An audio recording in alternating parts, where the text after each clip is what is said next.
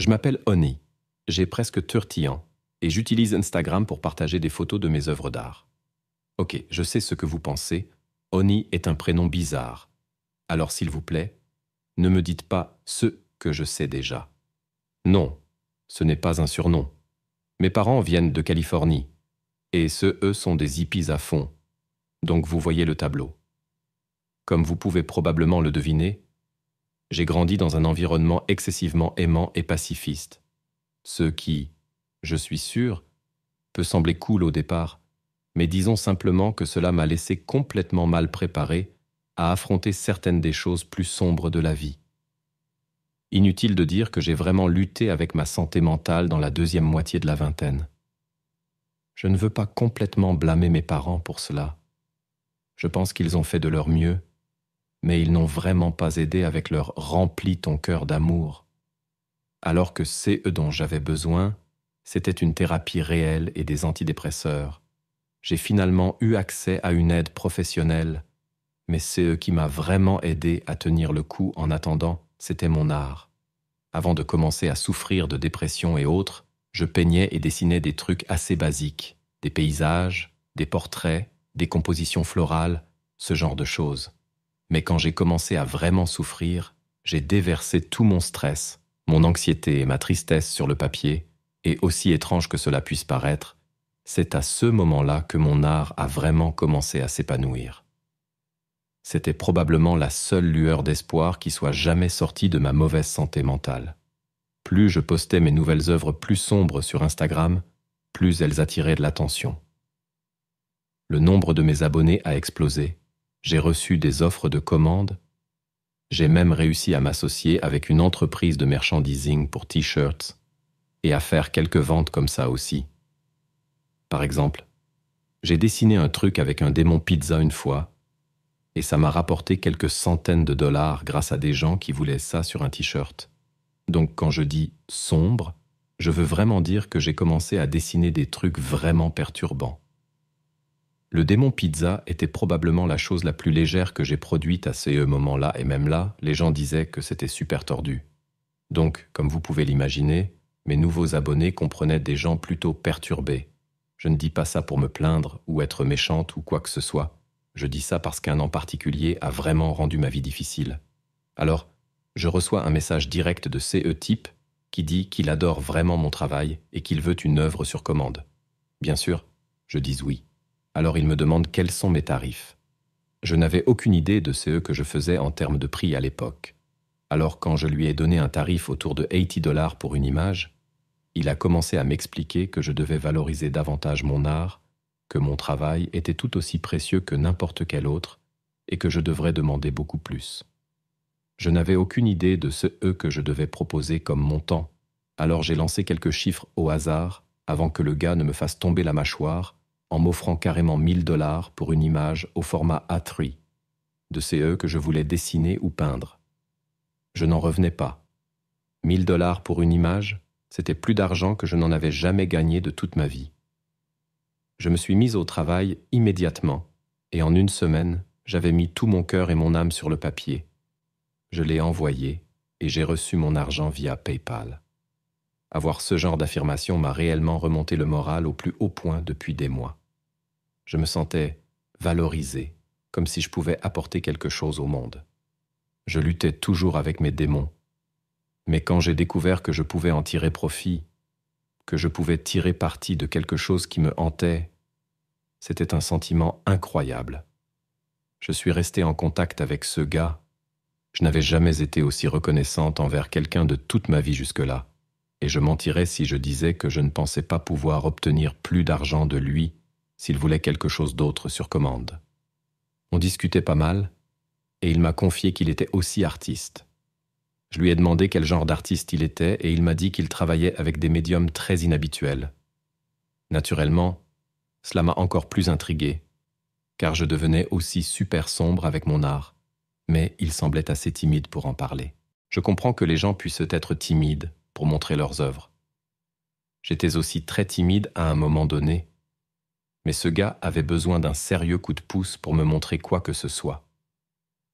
Lorsqu'il a enfin accepté de me montrer quelque chose, Il m'a dit qu'il le ferait via l'un de ces S-messages qui s'autodétruisent qu'Insta propose maintenant. Je n'ai pas posé de questions, comme je savais qu'il enverrait l'une de ces S-photos qui s'autodétruisent. Peut-être pour protéger sa propriété intellectuelle ou quelque chose du genre. J'étais un peu perplexe quant à la raison pour laquelle il ne semblait pas me faire confiance, mais bon, j'adorais ce gars. Alors comme je l'ai dit, je n'ai pas posé trop de questions. J'ai attendu patiemment qu'il m'envoie une photo de certaines de ses œuvres. Cela a pris 1 minute ou 2, mais il m'a envoyé cette photo qui s'autodétruit en 3 secondes que j'étais honnêtement super excité de voir à ce moment-là. Mais quand j'ai vu ce que c'était, même si ce fut très bref, je souhaite vraiment ne jamais l'avoir vu. Cela ressemblait à une tête de chèvre dans un bocal quelconque, et le liquide dans lequel elle flottait avait l'air verdâtre noirâtre, et je suis presque sûr que c'était du formol. Mais ce n'était pas tout. Le gaz avait fait quelques petites modifications à la tête de chèvre, des ajouts que je n'ai pas tous pu distinguer à cause de la rapidité avec laquelle l'image est apparue devant mes yeux. Mais ceux que j'ai vus étaient horribles. Il semblait qu'il avait découpé les lèvres pour que toutes les dents de la créature soient visibles, et sur chacune était gravé ou écrit un petit symbole. Je suis également presque certaine qu'il avait soit chimiquement modifié les yeux de la créature, soit les avait complètement remplacés par un type de métal ou une pierre semi-précieuse. Ils avaient cet étrange éclat. Comme je l'ai dit, il n'y avait pas assez de temps pour tout assimiler, mais il y avait beaucoup plus sur la tête de la créature qui avait été altérée. Ce n'étaient pas les détails qui m'ont vraiment choqué, c'était l'idée que le cadavre d'un animal avait été tellement maltraité, juste pour qu'il puisse essayer d'en faire une sorte d'art. J'avais des questions, beaucoup de questions. Mais la première chose que je devais lui demander était si c'était vraiment réel ou juste une sorte de maquette d'un crâne. Il m'a dit que c'était réel, très réel, et qu'il avait récupéré une tête de chèvre chez un boucher, l'avait préservée, puis l'avait modifiée chirurgicalement au fil du temps, principalement en utilisant des outils dentaires, apparemment pour la précision. Personnellement, je pensais que toute cette affaire était une honte. Je suis végane et j'essaie d'être aussi éthique que possible. Mais en même temps, je ne voulais pas imposer ma vision du monde à ce gars, surtout que je l'aimais beaucoup. Je ne voulais pas non plus l'offenser. Alors je lui ai dit que son travail était intéressant et époustouflant. Puis je lui ai demandé s'il travaillait avec de l'encre et du papier, ou une variante de cela. Il m'a dit que non, qu'il ne travaillait qu'avec des crânes, qu'ils étaient la capsule qui renfermait tous les espoirs, rêves, peurs et besoins de la créature qui leur appartenait autrefois, et que travailler avec eux était en quelque sorte sacré. Je ne savais vraiment pas quoi répondre à cela. Il avait raison d'une certaine manière. Il avait l'air absolument fou en le disant à voix haute, mais je ne pouvais pas totalement réfuter son point de vue. C'était comme parler à une sorte de génie fou. Peu de temps après, il m'a demandé si je pensais qu'il était cruel de travailler dans un tel médium. Je lui ai dit que les gens pourraient trouver son travail provocateur, peut-être même contestable, mais qu'il était néanmoins fascinant. Puis il m'a demandé si je voulais en voir plus. Contrairement à la première fois, je n'avais absolument aucun doute que je ne voulais absolument pas voir plus du travail de ce gars. Mais comme je l'ai dit plus tôt, je ne voulais vraiment pas l'offenser. Alors, que pouvais-je faire ? Il m'a fallu beaucoup plus de temps pour répondre à son message cette fois-ci, mais finalement, je lui ai dit « bien sûr ». Et il m'a répondu en disant qu'il utiliserait encore un message qui s'autodétruit. J'ai attendu 1 minute ou 2 que le message arrive, et quand il l'a fait, j'ai ouvert le fil de discussion et tapé sur le petit truc pour révéler le message avec une certaine réticence. La première fois, pour cette histoire de tête de chèvre, j'avais au moins une certaine curiosité. Mais cette fois-là, j'étais juste horrifié par ce que j'ai vu. C'était une tête de singe, ou du moins, cela ressemblait à une sorte de primate, et si je trouvais que la tête de la chèvre avait reçu des ajouts troublants, cette dernière était 1000 fois pire. C'était tellement horrible que je n'en ai attrapé qu'un bref aperçu, puis j'ai dû détourner le regard et verrouiller mon écran de téléphone pour l'éloigner de moi. J'étais un peu plus confrontante avec lui après cela, lui disant que celle-là était considérablement plus dérangeante que la première et que je pensais être peut-être un peu trop sensible pour voir d'autres de ses œuvres. Il m'a demandé pourquoi, et je lui ai avoué que j'étais végane depuis quelques années, que j'aimais vraiment les animaux, et que bien que j'ai pu supporter la tête de la chèvre, je ne pouvais vraiment pas gérer la tête de singe, car elle me semblait trop humaine. C'est là qu'il me répond comme « c'est intéressant que tu dises ça », et explique que son rêve est de travailler avec un crâne humain, qu'il a mis des annonces sur Fourchon et d'autres sites pour demander si quelqu'un accepterait de donner sa tête après sa mort, mais qu'il n'avait reçu aucune réponse. Puis, il m'a dit qu'il commençait à vraiment perdre patience et qu'il craignait de ne jamais avoir la chance de réaliser son rêve. Toute cette discussion avait atteint un sommet de creepiness à ce moment-là, comme vous pouvez l'imaginer, et c'était fascinant au point que j'étais sur le point d'opter pour le blocage, car je ne me sentais plus en sécurité en lui parlant.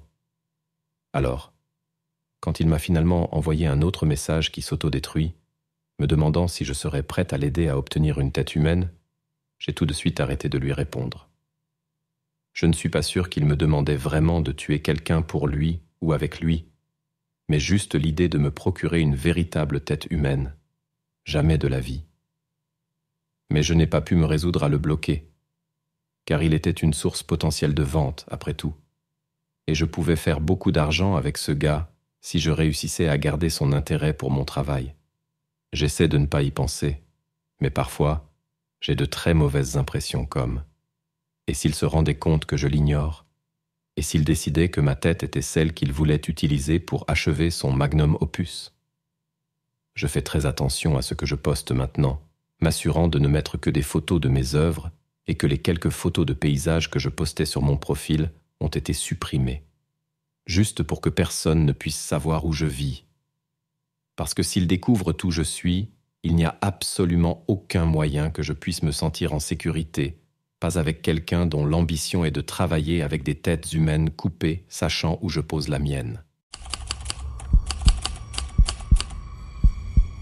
Alexis Sharkey est né à Houston, Texas, en 1994, de son père Mike Robineau et de sa mère Stacy.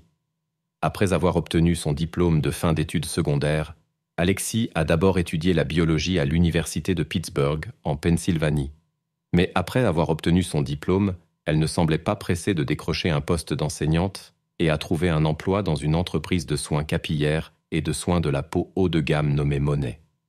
Elle travaillait toujours pour Monet lorsqu'elle a commencé à gagner un grand nombre d'abonnés sur Instagram, une application de médias sociaux basée sur la photographie. Une combinaison de sa beauté naturelle et de son style de vie luxueux a captivé les utilisateurs. Elle et son mari, un consultant riche du Texas occidental de 26 ans son aîné, avaient l'habitude de partir souvent en vacances. Et Alexis ne manquait jamais une occasion de documenter ses voyages en partageant des photos avec ses abonnés quotidiennement, sans oublier de partager des images de la vie extravagante du couple à Houston, l'endroit où ils avaient élu domicile. Ces publications étaient vues, aimées et partagées par des dizaines de milliers de personnes. Et en décembre 2020, Alexis comptait plus de 69,000 abonnés.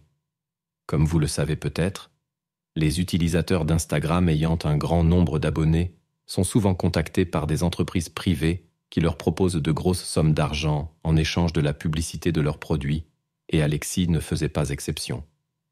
En peu de temps, tout en travaillant à plein temps pour vendre des produits pour Monet, qui depuis a été accusée de n'être rien d'autre qu'une entreprise de marketing à plusieurs niveaux, Alexis obtenait des contrats de sponsoring qui faisaient grimper ses revenus à des niveaux encore plus élevés que ceux de son mari consultant. Mais tout n'allait pas bien dans la maison des Sharkey. Une amie proche d'Alexis a avoué qu'elle lui avait récemment confié qu'elle demandait le divorce. Certains avaient toujours douté de leur relation, étant donné que Tom était beaucoup plus âgé qu'elle et que, mis à part une attraction intense, le couple semblait avoir très peu de choses en commun. Pourtant, pour une raison quelconque, Alexis n'a pas quitté l'appartement qu'ils partageaient, même si elle et Tom étaient apparemment séparés. Cependant, elle a vu une occasion de s'éloigner de Tom lorsque le week-end de Thanksgiving lui a donné la chance de rester chez une amie pour les célébrations. Elle a dit à son futur ex-mari qu'elle serait de retour pour le week-end, mais le samedi suivant Thanksgiving, la mère d'Alexis, Stacy, a reçu un appel de Tom disant qu'Alexis avait disparu et qu'il n'avait pas eu de nouvelles d'elle depuis vendredi. Quelques jours plus tard, le 28 novembre, la mère d'Alexis a posté sur le site de médias sociaux Facebook, déclarant que sa fille n'avait pas donné signe de vie depuis plus de 24 heures, ajoutant que la police était impliquée et qu'Alexis avait été vue pour la dernière fois dans la région de Houston. Cela était particulièrement inquiétant pour Stacy, car elle n'avait pas vu sa fille depuis Noël précédent en raison des restrictions de voyage causées par la pandémie. Alexis avait prévu de rentrer chez ses parents en Pennsylvanie pour Thanksgiving. Mais à mesure que le nombre de CAS continuait d'augmenter partout aux États-Unis, la famille a décidé qu'il était beaucoup plus sûr pour Alexis de rester au Texas. Mais le même matin où Stacy a posté son appel à l'aide sur Facebook, un éboueur employé par la ville de Houston a vu quelque chose d'inhabituel sur le bord de la route.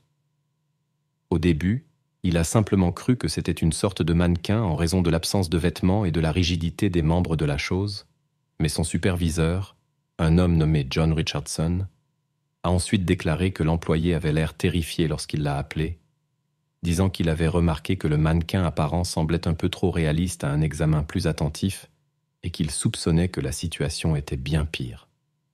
John s'est rendu sur place, là où le soi-disant mannequin était allongé sur le bord de la route, puis a rapidement appelé le 911 lorsqu'il a vu qu'il ne s'agissait pas du tout d'un mannequin, mais d'un corps humain sans vie. Le moment de la réalisation l'a traumatisé et il a plus tard raconté à une station de radio locale que l'image du corps hantait son esprit tous les jours depuis qu'il l'avait découvert. 2 jours plus tard, le 30 novembre, le département de police de Houston a tenu une conférence de presse au cours de laquelle il a annoncé qu'il avait identifié le corps comme étant celui d'Alexis Sharkey. Son futur ex-mari a reçu un appel du bureau du coroner local lui demandant de venir identifier le corps d'un proche potentiel. Il savait immédiatement qu'il s'agissait d'Alexis, mais il a trouvé la force de s'y rendre où il l'a trouvée allongée sur une table de médecin légiste, morte mais sans signes évidents de blessure.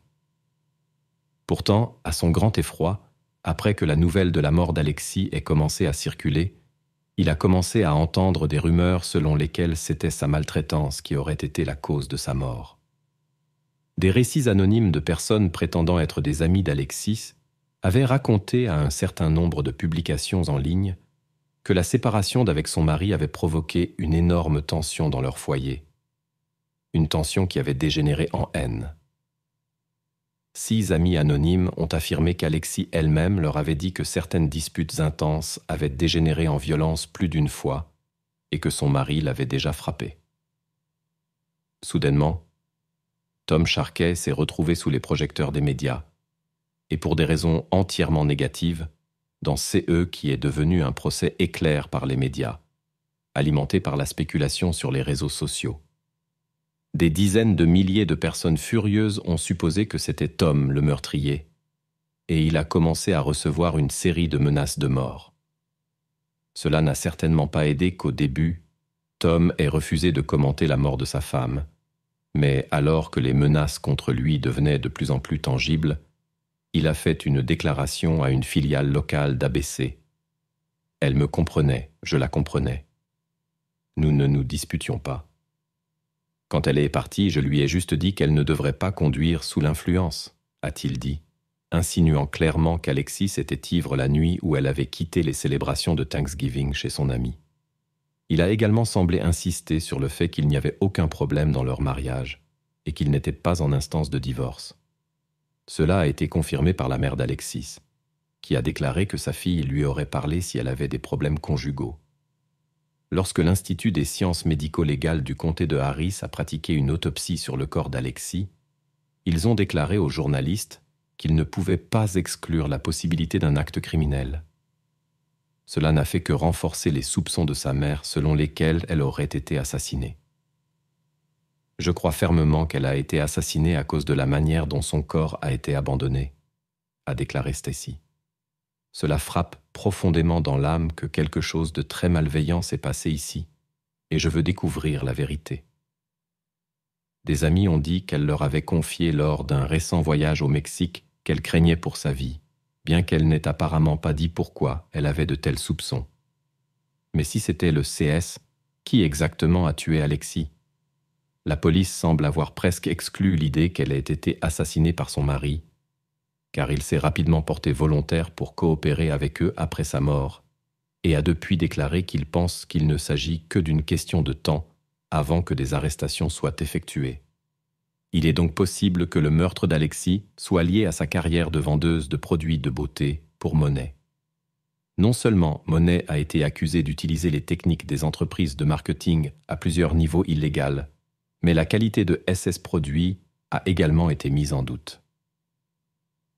L'année précédant la mort d'Alexis, Monet aurait été enquêté par le procureur général de Floride après des centaines de plaintes affirmant que ces produits causaient une série de problèmes capillaires et cutanés. La société a été définitivement interdite d'utiliser des déclarations fausses ou trompeuses dans la commercialisation et la vente de ces produits de beauté et a été condamnée à une amende d'1 million de dollars, en plus de faire face à des poursuites collectives de la part de ceux qui, après avoir utilisé les produits, affirment avoir subi des pertes de cheveux, des calvities et des démangeaisons. Alexis était une vendeuse prolifique des produits de Monet, ayant une fois reçu un chèque de 10 000 dollars en tant que gagnante d'un concours de vente de l'entreprise. Cela ferait certainement beaucoup de femmes qui pourraient la blâmer de les avoir essentiellement défigurées. Il est également très probable que, puisque les tactiques de MLM de Monet auraient laissé beaucoup de gens sur la paille à un moment donné, Alexis aurait pu tromper l'une de ses subordonnées et lui faire perdre beaucoup d'argent, peut-être juste avant que la nouvelle des produits de mauvaise qualité de Monet ne soit dévoilée dans les médias, la laissant peut-être totalement incapable de vendre une grande quantité de stock qu'elle avait acheté. Cela laisserait sans aucun doute une personne en colère, vindicative, peut-être même meurtrière. Et en plus, la colère d'une femme trahie est impitoyable si tel est le cas, et que la mort d'Alexis est intrinsèquement liée à ses ventes pour Monet. Il semble que son statut d'influenceuse sur Instagram l'ait en fait conduite à sa mort. L'influence qu'elle exerçait sur ceux qui la suivaient a sans aucun doute conduit à une augmentation des ventes, augmentant ainsi le potentiel de victimes pour les produits franchement dangereux de Monet. Il est très possible que sans Instagram, elle n'aurait peut-être pas fait la vente à cette personne suffisamment dérangée pour chercher à se venger lorsque sa peau a commencé à cloquer, que ses cheveux ont commencé à tomber, ou que son cuir chevelu a commencé à démanger de manière insupportable. Il semble que nous découvrirons bientôt qui est responsable de la mort d'Alexis. Mais si cela est lié aux réseaux sociaux, il serait très ironique qu'un médium qui a apporté des opportunités et de nouveaux départs à tant de gens ait conduit une jeune femme à sa fin. La Russe de 24 ans, Ekaterina Karaglinova, avait une vie dont beaucoup d'entre nous ne peuvent que rêver. Elle était jeune, belle, intelligente et très éduquée, exerçant la médecine en tant que dermatologue après avoir obtenu son diplôme de l'université médicale de Pirogov. Elle occupait également un poste de résidente dans une prestigieuse école de médecine de la capitale russe, Moscou. Pour couronner le tout, elle avait récemment terminé à la 2e place du concours de beauté de Moscou. Ekaterina était aussi une personnalité en vue sur les réseaux sociaux en Russie, partageant régulièrement des images d'elle-même avec des centaines de milliers d'abonnés sur Instagram. Connue sous le pseudo @Katie_Loves_Life, elle tenait un blog où elle racontait ses luxueux voyages à travers l'Europe, posant dans des lieux tels que l'Italie, l'Autriche et l'Espagne. Sa dernière photo Instagram la montrait se prélassant au bord d'une piscine en Grèce, exprimant son amour pour les voyages internationaux. C'était très agréable de s'échapper pendant quelques jours des pluies et du froid pour la mer Ionienne. Elle avait également légendé la photo d'elle tenant un verre de vin au bord de la piscine. Maintenant, je préfère voyager très souvent, mais brièvement. Étudier et travailler ne permettent pas de partir longtemps. Mais les impressions de ces courts voyages restent les plus vives. Cependant, une de ses amies proches, Marina Nikotina, avait commencé à remarquer que tout n'allait pas bien dans sa vie apparemment parfaite.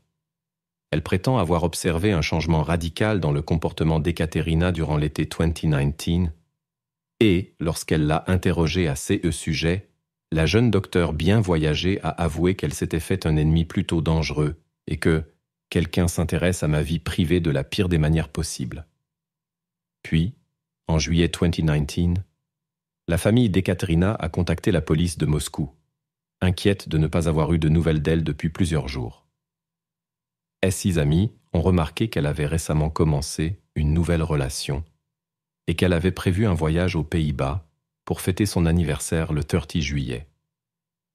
La plupart des gens auraient pu être occupés par les préparatifs de voyage ou simplement trop absorbés par leurs vacances pour donner des nouvelles, mais nous savons qu'Ekaterina postait presque religieusement sur son compte Instagram et le fait qu'elle ne l'ait pas fait depuis plusieurs jours était ce qui inquiétait le plus sa famille. Profondément préoccupée par son bien-être, la famille d'Ekaterina a contacté son propriétaire, qui, après quelques réticences, a accepté de leur permettre d'accéder à son appartement. Là, ils n'ont trouvé aucun signe de désordre. Ses affaires semblaient être en ordre et il n'y avait aucun signe évident de violence. Cependant, dans le couloir, il y avait une valise lourde, remplie de bien plus que de simples vêtements de luxe. Sa famille a été horrifiée en découvrant le corps en décomposition d'Ekaterina à l'intérieur. Elle était morte depuis presque une semaine, avec une grande entaille à la gorge et plusieurs autres blessures par coups de couteau à la poitrine et à l'abdomen. En examinant la scène du crime, la police n'a pas pu localiser l'arme du crime et il n'y avait aucun signe d'effraction ou de lutte sérieuse. Naturellement, la police a vérifié son compte Instagram pour chercher des indices qui pourraient se les orienter vers la raison de son meurtre. Ils ont vu qu'Ekaterina avait fait allusion à une romance potentielle sur son compte Instagram, partageant des photos de bouquets accompagnés de notes. Une autre surprise de Monsieur X, avait-elle légendé sa dernière photo, ajoutant « Depuis plusieurs semaines, je reçois des bouquets et des petites notes d'un admirateur secret. Je me demande qui cela pourrait être. » On a alors spéculé qu'un tel affichage public d'intérêt romantique aurait pu mettre en colère un ancien amant, peut-être quelqu'un qui ne pouvait pas supporter de voir la jeune docteure dans une nouvelle relation. La police a ensuite découvert que des images de vidéosurveillance avaient capturé un ex-petit ami d'Ekaterina semblant avoir rendu visite à son appartement quelques jours avant qu'elle ne devienne injoignable.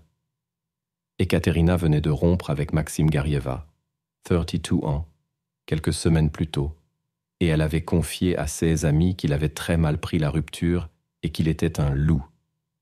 L'homme entre dans l'immeuble moscovite portant une casquette de baseball, apparemment pour couvrir son visage des caméras de vidéosurveillance. On le voit ensuite quitter l'appartement environ 4 heures plus tard, vêtu d'une tenue complètement différente, ce que la police a interprété comme étant parce que celle qu'il portait en entrant était désormais couverte de sang. La police a rapidement retrouvé Maxime, qui a avoué que la rupture avait été difficile pour lui, Ekaterina l'insultant et l'humiliant à plusieurs reprises, malgré le fait qu'il lui avait donné une somme d'argent considérable au cours de leur relation. Maxime a déclaré qu'elle lui avait dit qu'il était laid et que même un chirurgien esthétique ne pourrait pas l'aider. Avant leur séparation, Ekaterina lui aurait dit qu'il lui faudrait 1 an avant qu'ils puissent économiser suffisamment d'argent pour qu'ils se rencontrent à nouveau. Cela a donné lieu à des théories selon lesquelles la jeune docteure avait recours à une sorte de prostitution pour alimenter son style de vie extravagant, facturant aux hommes des sommes exorbitantes pour sortir avec elle. C'est alors que Maxime a avoué qu'il ne pouvait pas supporter ce genre de traitement et avait craqué.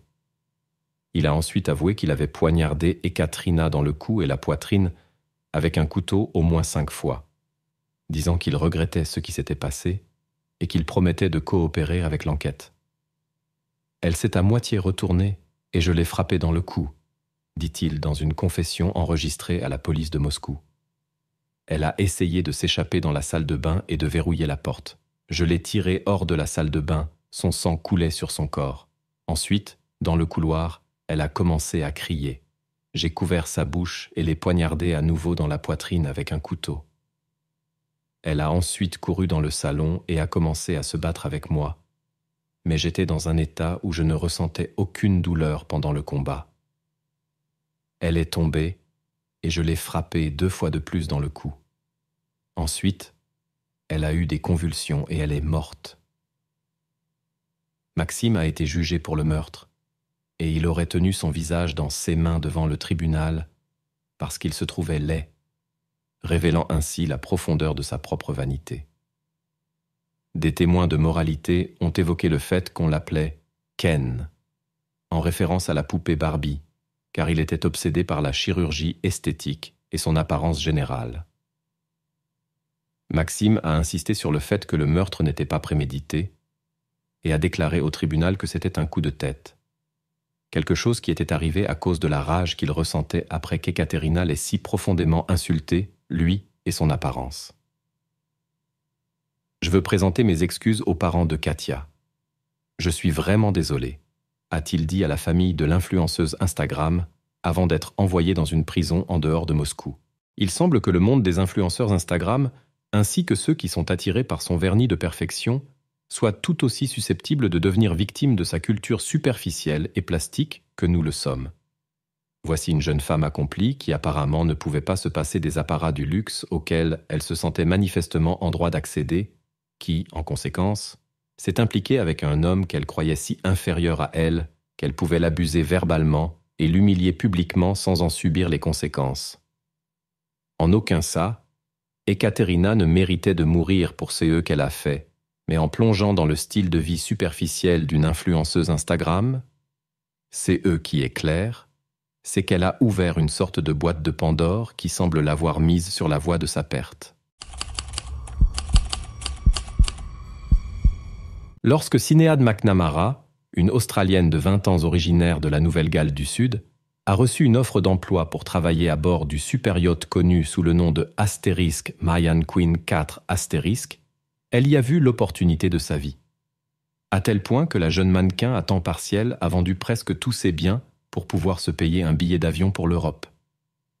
Elle a obtenu ce poste en partie parce qu'elle avait de l'expérience sur des navires similaires, mais le yacht de luxe de 190 millions de dollars était de loin le plus extravagant sur lequel elle avait eu l'occasion de naviguer.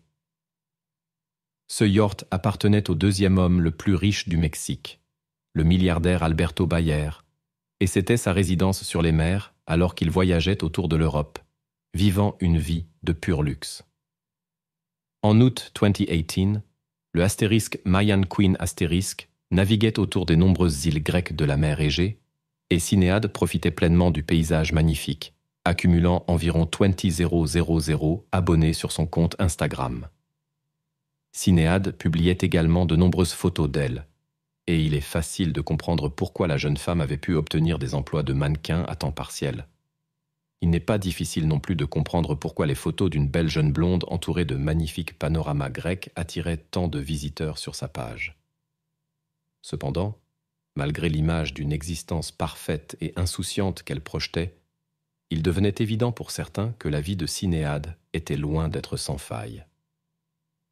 À un moment donné, la jeune femme a appelé sa mère en Australie pour se plaindre qu'elle avait été impliquée dans une violente dispute avec un autre membre de l'équipage travaillant à bord du Asterisk Mayan Queen Asterisk, et qu'elle semblait avoir peur pour sa sécurité. Le lendemain, un bateau de passage a repéré le mannequin australien suspendu à l'arrière du yacht, enchevêtré dans une série de cordes épaisses.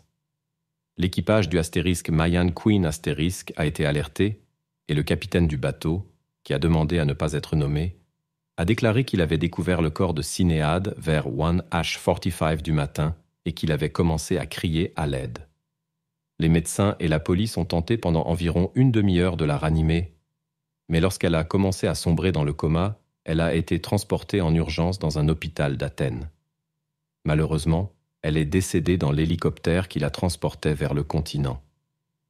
L'homme qui a examiné son corps, le coroner grec Ilias Bohiokus, a conclu qu'en raison des circonstances de sa mort, il a initialement supposé que Sinéad s'était en fait suicidée, car aucune drogue stimulante comme la cocaïne ou des sédatifs tels que le cannabis ou l'héroïne n'avait été trouvée après l'analyse toxicologique. Cela signifie que la jeune fille n'était pas sous l'influence de telles substances, a-t-il déclaré. Elle avait une clarté mentale et était très probablement confrontée à des problèmes sociaux, se trouvant dans une impasse psychologique. Cependant, nous ne savons pas si quelqu'un l'a poussée à cette situation, s'il y avait un instigateur moral. Le coroner a également précisé que des questions subsistent encore sur l'affaire et qu'il faudrait en savoir beaucoup plus sur les événements qui ont conduit à sa pendaison pour porter un jugement clair et définitif sur la manière et les raisons de la mort de Sinéad.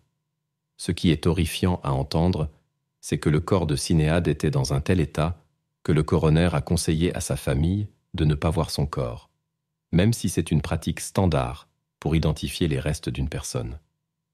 Qu'est-ce qui était si perturbant à propos de son cadavre pour que les autorités grecques renoncent à une étape aussi cruciale du processus d'identification? Après une enquête initiale menée par les gardes-côtes grecs, le * Mayan Queen 4 * a ensuite été autorisé à quitter Céphalonie après des entretiens avec l'équipage du yacht. Le * Mayan Queen 4 * est équipé de caméras de vidéosurveillance et les images de l'incident ont été saisies par les autorités grecques. Sea Image aurait montré Sinéad quelques instants avant que son corps ne soit retrouvé. Bien que la vidéo n'ait pas été rendue publique, et pour une raison quelconque, elle n'ait pas non plus été mise à la disposition du coroner. Les images auraient apparemment montré Sinéad de très bonne humeur avant que son corps ne soit retrouvé pendu à l'arrière du bateau. Elle dansait sur des tables et buvait des cocktails, ce qui n'est guère l'état d'esprit de quelqu'un sur le point de se suicider. Si tel est le cas, notre attention se tourne alors vers la dispute avec les autres membres de l'équipage, celle dont elle s'était plainte auprès de sa mère et dans laquelle elle avait avoué avoir peur. Le meurtre de Sinéad a-t-il été dissimulé par quelqu'un qui aurait coopté les autorités grecques pour les aider à étouffer les événements qui ont précédé son meurtre? Il n'est pas totalement exclu qu'Alberto Bayer, qui possède une fortune d'environ tant milliards de dollars, ait les moyens financiers de soudoyer des fonctionnaires du gouvernement dans un pays aussi à court d'argent que la Grèce. Peut-être encore plus terrifiant que l'idée d'une conspiration meurtrière est l'indifférence décontractée avec laquelle sa mort a été traitée par les gens en ligne. « Tu vis pour l'attention, maintenant tu l'as », a commenté quelqu'un, tandis qu'un autre ajoutait « Malheureusement, le prix élevé que tu payes avec ce genre de style de vie. » Mais certains ont insisté sur le fait qu'il y a beaucoup de preuves suggérant que sa mort était en effet un suicide. Dans un post Instagram cryptique, écrit 2 semaines avant sa mort, Sinéad avait écrit « J'ai la tête partout aujourd'hui », accompagné d'émojis de volcans, de tornades et d'une aiguille avec du sang qui en goutte. Il y a aussi beaucoup de ceux qui ont affirmé que Sinéad avait mis fin à une relation amoureuse tumultueuse peu de temps avant sa mort, et que cela aurait pu contribuer à des sentiments de dépression ou d'autodestruction. Sa mort est également survenue lors de CE qui était rapporté comme son dernier jour en tant que membre d'équipage sur le yacht, soulevant la question de savoir si elle était tellement déprimée à l'idée de quitter ce cadre luxueux, peut-être même forcée de retourner en Australie parce qu'il n'y avait plus de postes disponibles sur des yachts de luxe, qu'elle aurait préféré mettre fin à ses jours plutôt que de retourner à une vie plus ordinaire. Peut-être, et c'est peut-être la chose la plus terrifiante de toutes, les êtres humains sont capables d'atteindre de tels sommets qu'ils sont tout simplement incapables de continuer à vivre s'ils ne peuvent pas continuer à vivre de la manière à laquelle ils se sont habitués. Il est possible qu'à seulement 20 ans, Sinéad ait ressenti qu'elle avait atteint son apogée et que tout le reste de sa vie pâlirait en comparaison du temps qu'elle avait passé sur le * Mayan Queen *. Alors, au lieu de continuer sa vie avec ses jours sur le yacht devenant un heureux, bien que lointain, souvenir, Sinéad aurait pu choisir de mettre fin à sa vie pour, comme le dit le dicton, mourir jeune et laisser un beau cadavre. Jocelyn Cana est née le 14 mars 1990 à Anaheim, en Californie, avant de grandir près du lac Elsinore. Jocelyn a commencé à poser pour des magazines locaux dès l'âge de 17 ans, mais elle a acquis la majorité de sa renommée lorsqu'elle a été mise en couverture du magazine * Low Rider *. Jocelyn a également été présenté dans la vidéo spéciale de la Saint-Valentin de Asterisk, World Star Hip Hop Asterisk, dans le clip musical de Gerardo Ortiz pour son single Asterisk Imbeza Asterisk, ainsi que dans un certain nombre d'autres magazines et clips musicaux. Cette célébrité a conduit Jocelyn à lancer sa propre marque de maillot de bain, utilisant sa popularité sur Instagram pour vendre ses produits à ses impressionnants 13 millions d'abonnés. Son Instagram est très similaire à ceux que l'on pourrait attendre d'une soi-disant influenceuse. Une collection de photos d'elle-même en semi-nudité, accompagnée de plusieurs autres cataloguant ses nombreux voyages à travers les États-Unis et l'Amérique latine dans un jet privé, rien de moins. Elle participait à divers événements de mannequinat à New York et Los Angeles. Elle était également célèbre pour son postérieur plutôt volumineux, lui valant le surnom de la Kim Kardashian mexicaine. Mais Jocelyn semblait avoir l'intelligence pour compléter sa beauté, avec son profil LinkedIn, indiquant qu'elle avait étudié la microbiologie à l'Université d'État de San Diego. Elle était intelligente et belle, avec des estimations prudentes de ses revenus, suggérant qu'elle gagnait plus de 100 000 $ grâce à divers parrainages et ventes de maillots de bain. Mais pour Jocelyn, cela ne suffisait tout simplement pas. En décembre 2020, Jocelyn a pris rendez-vous avec un chirurgien plasticien en Colombie pour subir ce qui a été appelé un Brazilian Butt Lift, BBL. Lors des procédures de lifting brésilien des fesses, la graisse est prélevée sur différentes parties du corps et essentiellement modelée dans les fesses pour leur donner une apparence plus volumineuse. Cette procédure est de plus en plus populaire aux États-Unis, devenant rapidement le type de chirurgie plastique le plus demandé. Selon les statistiques de 2015 de la Société américaine des chirurgiens plasticiens, le taux de procédure de lifting des fesses a augmenté de plus de 200% entre 2000 et 2015, avec le nombre total de chirurgies passant de 1356 à 4767 au cours de cette période. Cependant, injecter de la graisse dans les fesses peut entraîner de graves problèmes si cela est mal fait, y compris une embolie graisseuse, un processus dans lequel la graisse entre dans la circulation sanguine et bloque un vaisseau sanguin. Le lifting des fesses de Jocelyn devait avoir lieu début décembre, mais à peu près à la même période, la nouvelle de sa mort tragique a commencé à émerger.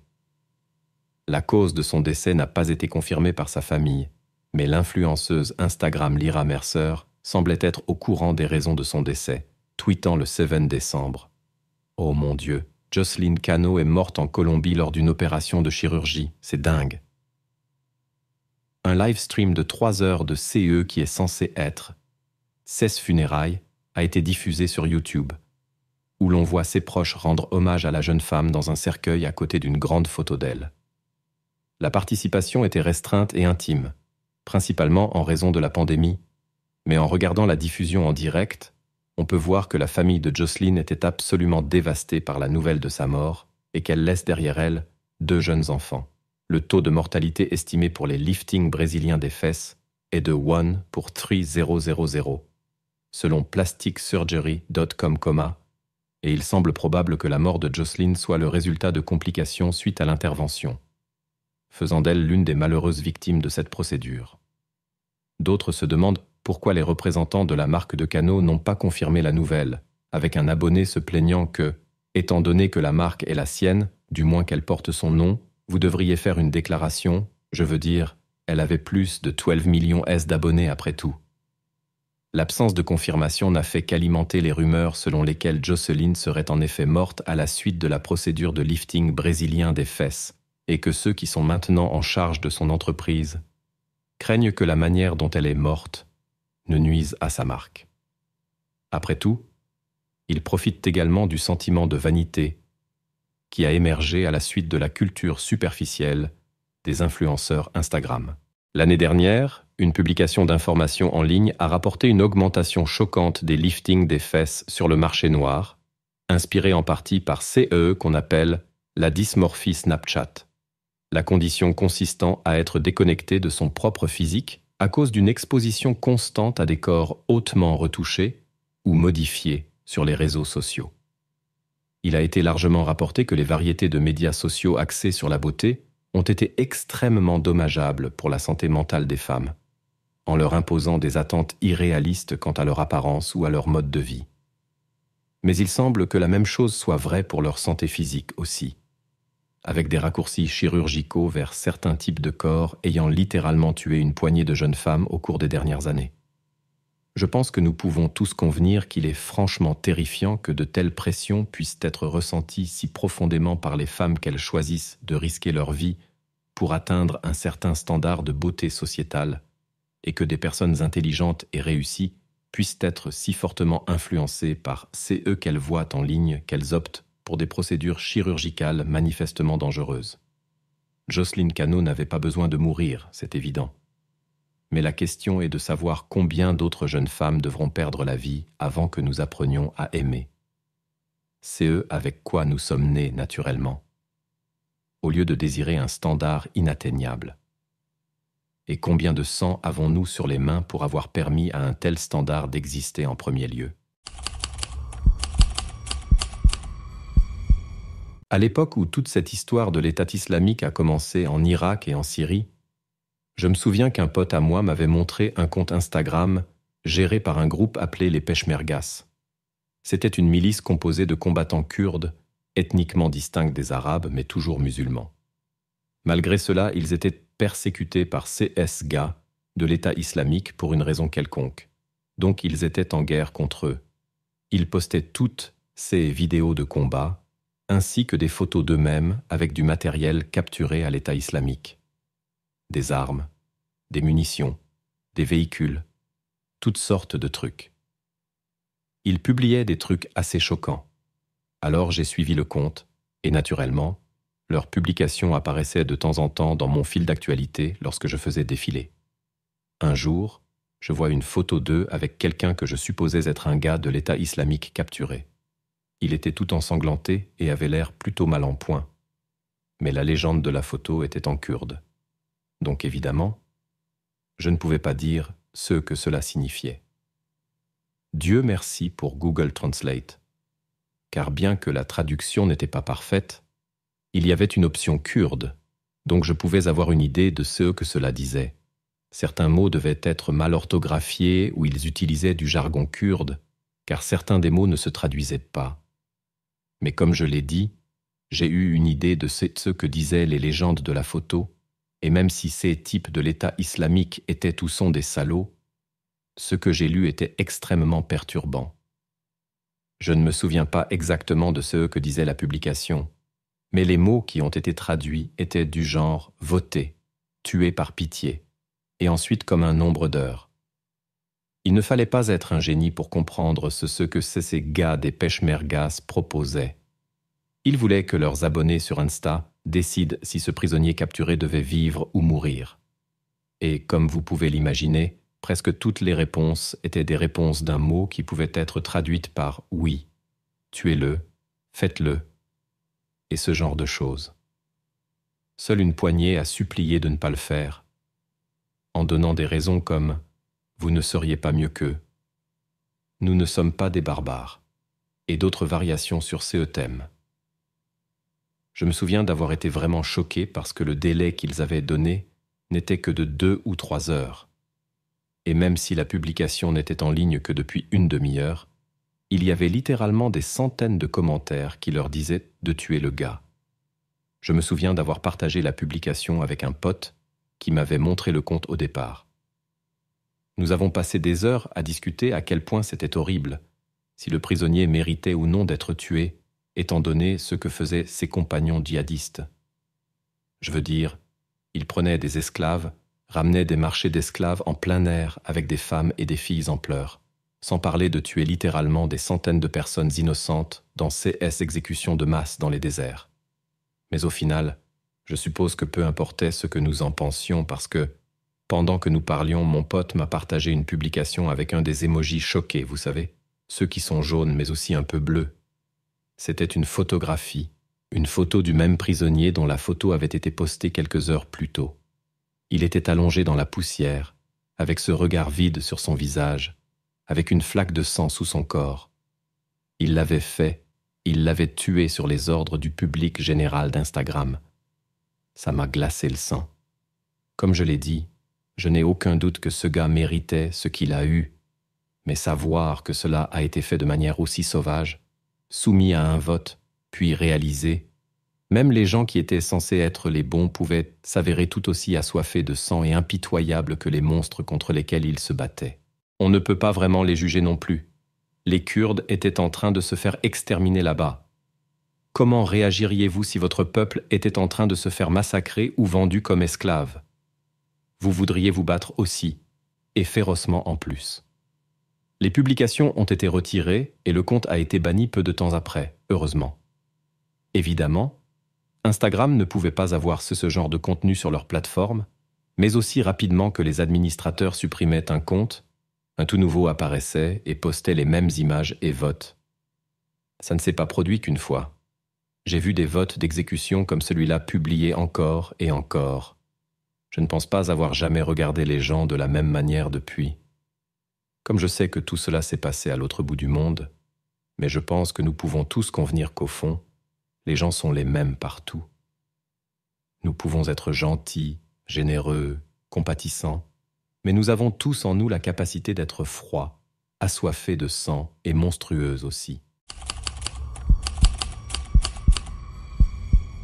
Il y a quelques années, j'ai commencé à m'intéresser à une série policière italienne appelée Asterisk Gomorrah Asterisk. J'avais dû regarder chaque saison des Asterisk Sopranos Asterisk des dizaines de fois, et un ami à moi m'a recommandé Asterisk Gomorrah Asterisk, me la vendant comme étant une version italienne des Asterisk Sopranos Asterisk, mais 100 fois plus brutale et sombre. Inutile de dire que j'étais accro. Et j'ai regardé les 2 premières saisons en une semaine, souvent avec mon téléphone à proximité pour pouvoir envoyer des messages à mon pote en lui disant des trucs comme « Oh mon Dieu, cette série est tellement géniale !» de temps en temps, et en le remerciant de m'avoir fait découvrir cette série. Mais peu de temps après, en faisant défiler Instagram, je remarque que je reçois des publicités sponsorisées en italien. J'ai pensé que c'était juste un bug dans l'algorithme de l'application, quelque chose comme ça, et je n'y ai pas vraiment prêté attention. Mais ça continuait encore et encore. Je recevais toutes sortes de publicités pour des produits et des services qui n'étaient disponibles qu'en Italie. Je suis un peu embarrassé d'avoir mis autant de temps à faire le lien entre les publicités en italien et le fait que je regardais Asterisk Gomorrah Asterisk. Mais quand j'ai finalement compris, ça m'a vraiment donné la chair de poule. Mon téléphone m'écoutait. Mon téléphone diffusait le son de la série télévisée quelque part, qui ensuite adaptait les publications sponsorisées de mon fil Instagram à des choses qu'il pensait que je pourrais acheter. Mais alors, s'il écoutait ce que je disais et envoyait tout cela à une entreprise de publicité ou autre, il n'y a littéralement rien qui empêche le gouvernement d'accéder à ces mêmes technologies.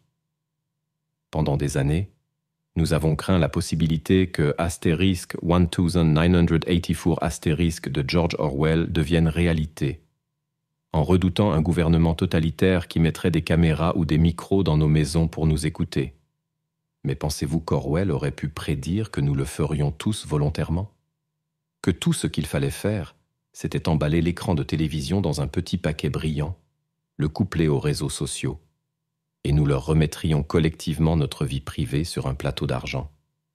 Je pourrais sembler vraiment fou il y a 20 ou 30 ans si j'avais dit des trucs du genre « Ils nous écoutent, ils nous espionnent avec nos téléphones. » Mais aujourd'hui, il est bien établi que nos appareils enregistrent les bruits ambiants avant de les analyser et de transmettre des mots-clés aux annonceurs. Et ce n'est même pas le fait que ça se passe qui est effrayant. C'est le fait que personne ne s'en soucie vraiment. Personne n'en a vraiment rien à faire que nous n'ayons presque plus de vie privée. J'ai même entendu des gens parler des téléphones Huawei en disant « Je m'en fiche si les Chinois ont toutes mes infos, qu'est-ce qu'ils vont en faire ?» Maintenant, j'utilise des VPN sur presque tous mes appareils et je n'ai plus de smartphone. Juste un téléphone à clapet que je peux éteindre quand je ne l'utilise pas. Je n'avais pas utilisé la messagerie vocale depuis environ 1 décennie, mais maintenant je l'utilise tout le temps. Je trouve extrêmement inquiétant que nous soyons arrivés dans cette situation sans plus de réflexion que Ou mon téléphone a maintenant une caméra. Ou oh, maintenant mon téléphone a Internet. Je pensais que ces types qui croyaient aux théories du complot étaient juste une bande de cinglés. Mais s'ils avaient raison à propos de nos téléphones, sur quoi d'autre ont-ils raison ?